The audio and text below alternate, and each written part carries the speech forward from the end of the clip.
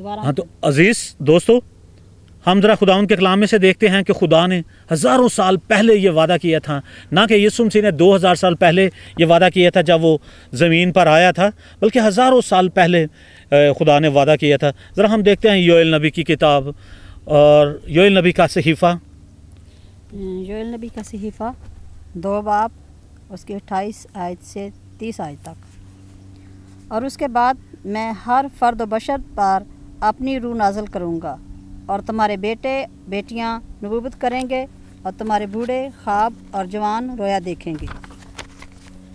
जी, मैं उन अयाम में ग़ुलामों और लौंडियों पर अपनी रूह नाज़िल करूँगा और मैं ज़मीन और आसमान में अजाइब ज़ाहिर करूँगा, यानी खून और आग और धुएँ के सातून। आमीन। जी, देखें खुदा के कलाम के अंदर हमने देखा है कि खुदा ने क्या किया है, वादा किया है, और खुदा अपने वादे में सच्चा और कादिर है कि उसने हज़ारों साल पहले यीशु मसीह के आने से पहले योएल नबी की किताब के अंदर ये लिखा है कि मैं क्या करूँगा, अपने पाक रूह को आखिरी वक्त में नाज़िल करूँगा। ना कि किन पर, कलीसियाओं पर, हर फर्द बशर पर, ना कि मसीहों पर, ना कि अमीरों पर, बल्कि किन पर, बल्कि हर फर्द बशर पर, हर फर्दो बशर पर, हर उस फर्दो बशर पर जो यीशु मसीह को क्या करता है, मानता है। यीशु मसीह को क्या करता है, जानता है। यीशु मसीह को क्या करता है, कबूल करता है। खुदा अपना पाक रूह उस पर नाजिल करता है। तो अजीज़ दोस्तों, इसका मतलब ये हुआ कि खुदा ने हज़ारों साल पहले हमें वादा किया था कि मैं अपना पाक रूह तुम पर क्या करूँगा, नाजिल करूँगा। और जब वो पाक रूह नाजिल होगा, अब आप देखते हैं कि जब उसकी निशानी क्या है, जब पाक रूह नाजिल हुआ तो उसकी सबसे बड़ी निशानी क्या हुई थी, कैसे साबित हुआ कि ये रूहुल कुद्दस ही है।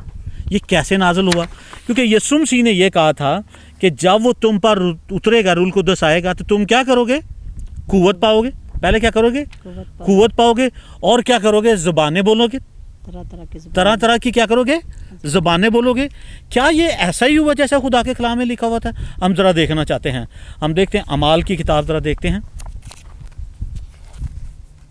बुक ऑफ एक्ट, और उसका महल 3 बाब से देखते हैं हम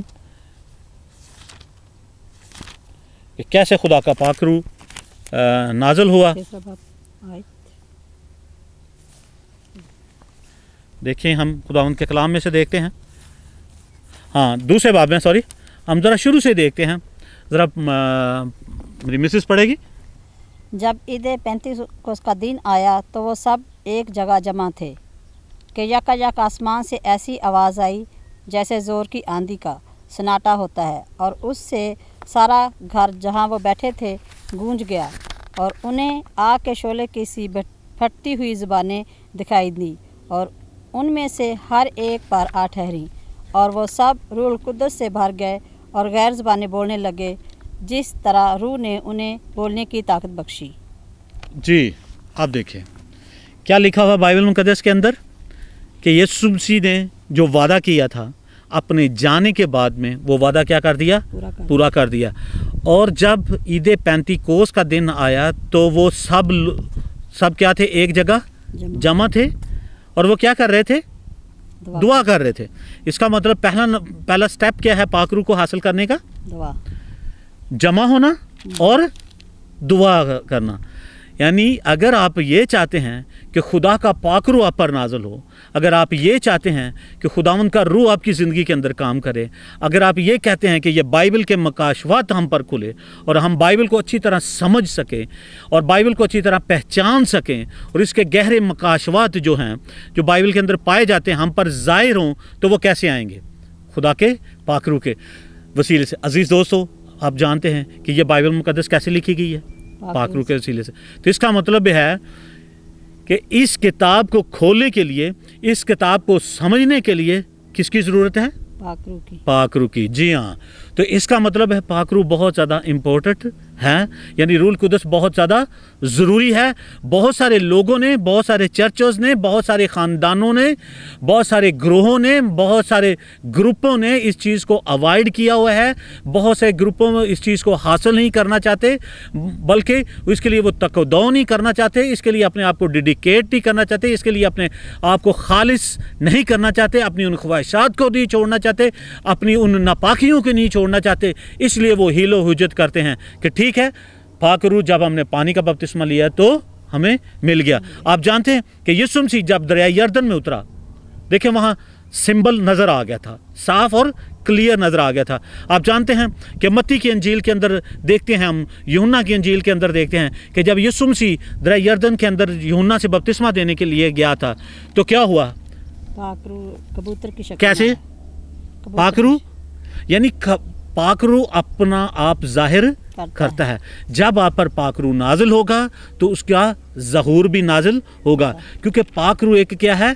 शख्सियत है, यानी वो कुछ चीज़ है जो अपना आप बताती है, जाहिर करती है, और वो है खुदा का पाक रूह। किसी ना तरीके से, जैसे आग के वसीले से खुदा का पाक रूह जाहिर होता है, कबूतर के वसीले से खुदा का पाक रूह जाहिर होता है, आंधी के कबूतर की शक्ल में खुदा का पाक रूह जाहिर होता है, और बहुत सारे वसीलों से खुदा का पाक रूह जाहिर होता है। अजीब तरह के मौजज़ात के वसीले से खुदा का पाक रूह जाहिर होता है। कुछ लोगों को एकदम जब पाक रूह आता है तो बड़ी कपकपी होनी शुरू हो जाती है, और वो ज़ोर ज़ोर से खुदा पाक रूह की ज़बानें बोलना शुरू करते हैं। रूल को इसका मतलब है कि उसका खुदा का पाक रूह है।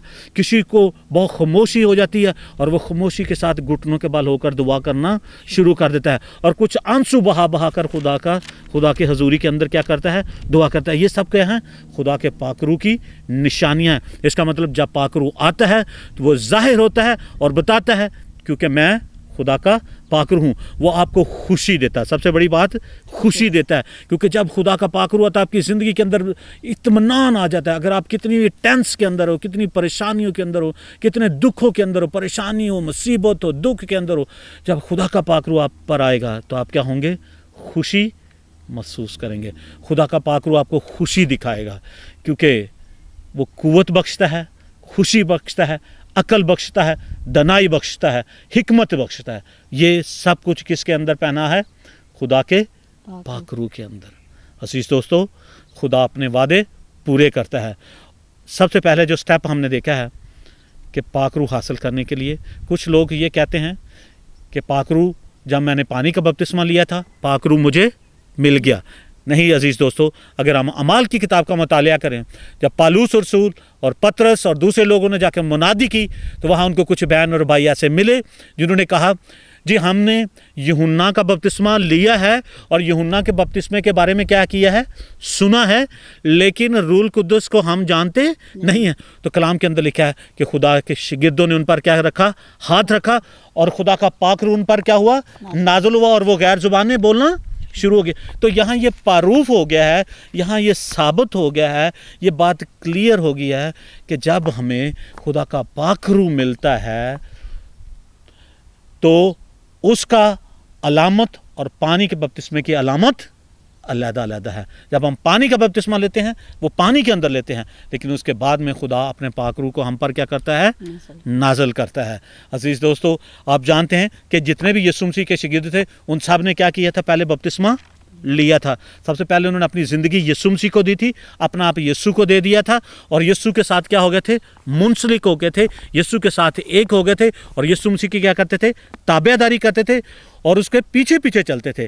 क्योंकि यीशु मसीह ने एक दफ़ा यूहन्ना से पूछा कि दुनिया मुझे, उसने कहा कि तुझे तो ये कोई एलिया बोलता है, कोई नबी बोलता है, कोई कुछ बोलता है, तो उसने तू क्या मुझे बोलता है? उसने कहा तू जिंदा खुदा का बेटा मसीह है। अजीज़ दोस्तों, आज मैं उनको बताना चाहता हूँ जो यीशु मसीह को खुदा का बेटा मसीह मानता है, उसके कफ़ारे को मानता है, उसकी कुदरत को मानता है और उसका खुदा का बेटा तस्लीम करता है, खुदा अपना पाक रूह उस पर क्या करता है? नाजिल करता है। और खुदा अपना पाक रूह उस पर क्या करता है?